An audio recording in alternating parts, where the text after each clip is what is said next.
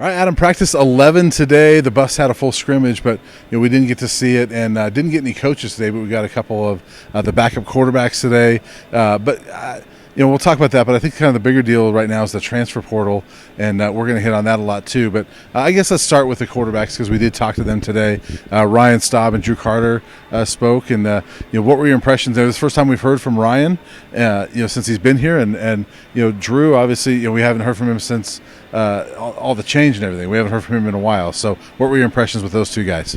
Well, the way they've been doing it with spring ball interviews is that Coach Prime tells the SID staff, who he wants to talk to us. And as far as we've heard, it's been guys that have had a good day. So you'd have to make the assumption that Ryan Staub and Drew Carter had a nice scrimmage out there today, which is important because quarterback depth is going to be one of the most talked about topics when you look at CU football here in the coming months. Do they need to go to the portal to grab another guy? But if they like Ryan Staub, if they see something in Drew Carter, and you bring in Kason Wiseman this summer, maybe you don't have to do that. So it will be interesting to see. Well Off Media has been putting out and reach the people. They've been putting out scrimmage clips afterwards. So I'm anxious to tune into that and as the coaches say, review the tape. But one thing with the open practices with Ryan Staub, you could tell he's going to fit the system well.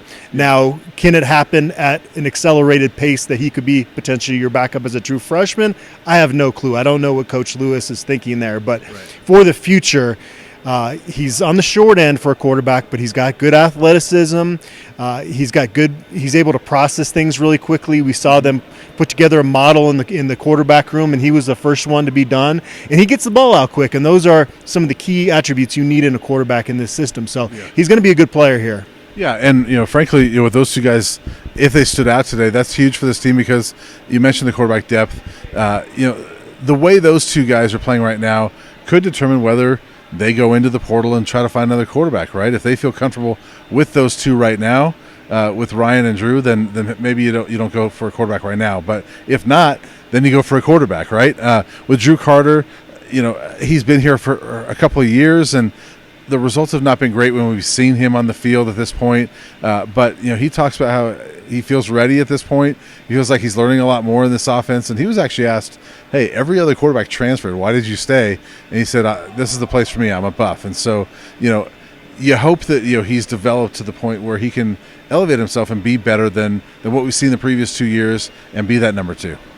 He was a really good high school basketball player as well and actually got recruiting looks for basketball.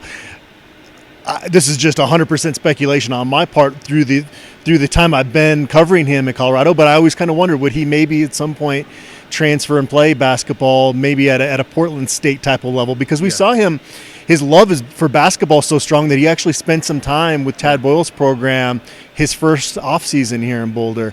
But you just can't split time when you're a quarterback at this level. So that wasn't going to be something he was going to be able to do to feed that basketball side of him going forward. Credit to him. That's an awesome ability to have your head coach say, go hit the portal to the returning guys and to come out here and keep competing. So it would make you as a Colorado fan want to root for him, I would suppose. Yeah, and hey, I like Drew. Whenever I see him, he always comes up, shakes my hand, says hi. A nice kid, and you root for people like that. And you hope that maybe this is something that clicks for him to where he can be that guy that, he finds a good role here. And he clearly likes it here at Colorado, and maybe he can find a role here. But we'll see. I mean, everybody else in that room transferred. And so we'll use that as a segue to transfer portal, right? Because it opens up today as we're doing this, and we've already seen 4 Buffs go in the portal. There's maybe more. There's maybe some going in right now while we're doing this video. Yeah, we're not checking our phone right now.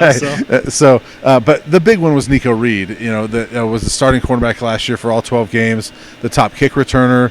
I think one of the best young players on this team. And, I was excited to see him as a junior and senior, but clearly we're not going to see that anymore. He's the big one. Your first thoughts on Nico Reed?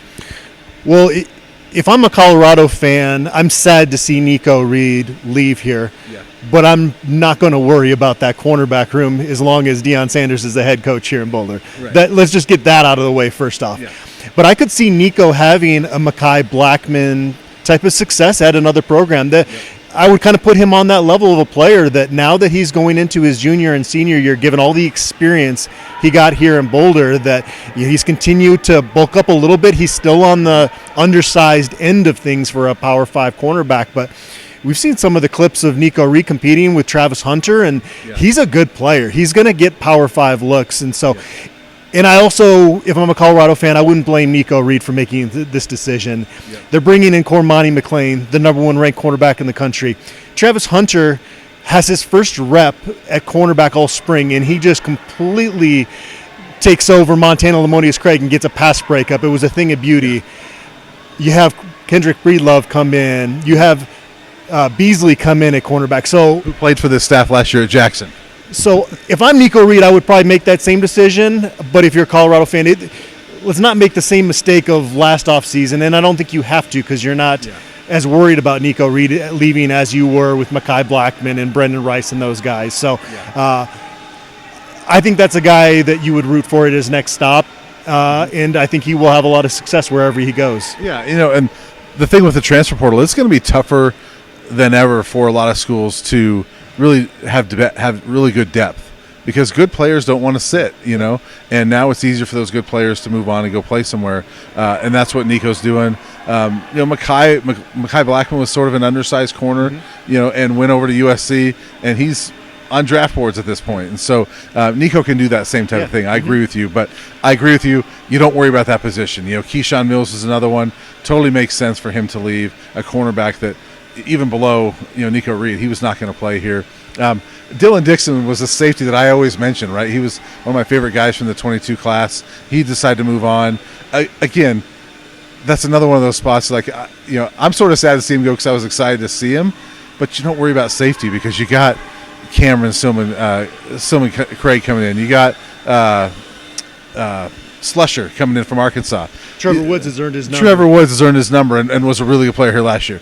We think Shiloh Sanders is coming in. So, you look at those positions and, they're okay. But there's going to be more guys hit this portal. Yeah, I think that you had to expect that with guys like that. And Dylan Dixon's another guy that has ability that can probably get some other Power 5 looks. So it would make sense for him.